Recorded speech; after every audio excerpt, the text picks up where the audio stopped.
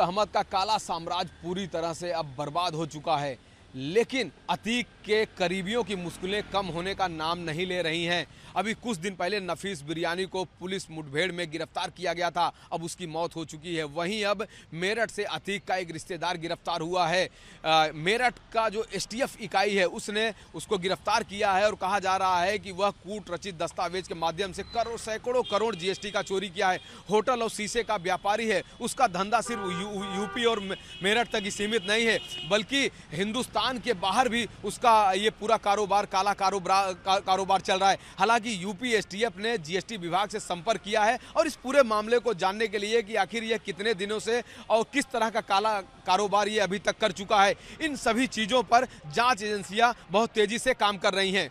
Video journalist दीपक के साथ Raghavendra Pandey, Republic Bharat, Lucknow. यूं तो अतीक अहमद का काला साम्राज्य पूरी तरह से अब बर्बाद हो चुका है, लेकिन अतीक के करीबियों की मुश्किलें कम होने का नाम नहीं ले रही हैं। अभी कुछ दिन पहले नफीस बिरयानी को पुलिस मुठभेड़ में गिरफ्तार किया गया था, अब उसकी मौत हो चुकी है। वहीं अब मेरठ से अतीक का एक रिश्तेदार गिरफ्तार हुआ है। मेरठ का जो एसटीएफ इकाई है उसने उसको गिरफ्तार किया है और कहा जा रहा है कि वह कूट रचित दस्तावेज के माध्यम से सैकड़ों करोड़ जीएसटी का चोरी किया है। होटल और शीशे का व्यापारी है, उसका धंधा सिर्फ यूपी और मेरठ तक ही सीमित नहीं है, बल्कि हिंदुस्तान के बाहर भी उसका ये पूरा कारोबार, काला कारोबार चल रहा है। हालांकि यूपी एसटीएफ ने जीएसटी विभाग से संपर्क किया है और इस पूरे मामले को जानने के लिए कि आखिर यह कितने दिनों से और किस तरह का काला कारोबार ये अभी तक कर चुका है, इन सभी चीजों पर जांच एजेंसियां बहुत तेजी से काम कर रही हैं।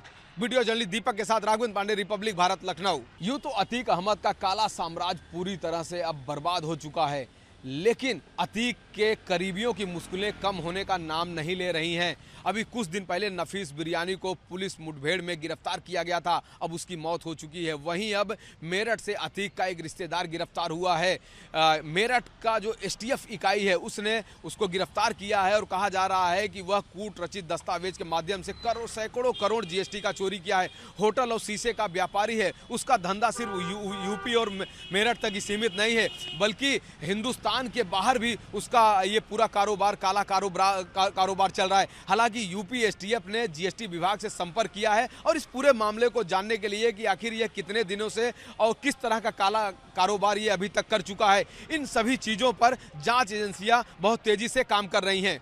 वीडियो जर्नलिस्ट दीपक के साथ राघवेंद्र पांडे, रिपब्लिक भारत, लखनऊ। यूं तो अतीक अहमद का काला साम्राज्य पूरी तरह से अब बर्बाद हो चुका है, लेकिन अतीक के करीबियों की मुश्किलें कम होने का नाम नहीं ले रही हैं। अभी कुछ दिन पहले नफीस बिरयानी को पुलिस मुठभेड़ में गिरफ्तार किया गया था, अब उसकी मौत हो चुकी है। वहीं अब मेरठ से अतीक का एक रिश्तेदार गिरफ्तार हुआ है। मेरठ का जो एसटीएफ इकाई है उसने उसको गिरफ्तार किया है और कहा जा रहा है कि वह कूट रचित दस्तावेज के माध्यम से सैकड़ों करोड़ जीएसटी का चोरी किया है। होटल और शीशे का व्यापारी है, उसका धंधा सिर्फ यूपी और मेरठ तक ही सीमित नहीं है, बल्कि हिंदुस्तान के बाहर भी उसका ये पूरा कारोबार, काला कारोबार चल रहा है। हालांकि यूपी एसटीएफ ने जीएसटी विभाग से संपर्क किया है और इस पूरे मामले को जानने के लिए कि आखिर यह कितने दिनों से और किस तरह का काला कारोबार ये अभी तक कर चुका है, इन सभी चीजों पर जांच एजेंसियां बहुत तेजी से काम कर रही हैं। वीडियो जर्नलिस्ट दीपक के साथ राघवेंद्र पांडे, रिपब्लिक भारत, लखनऊ।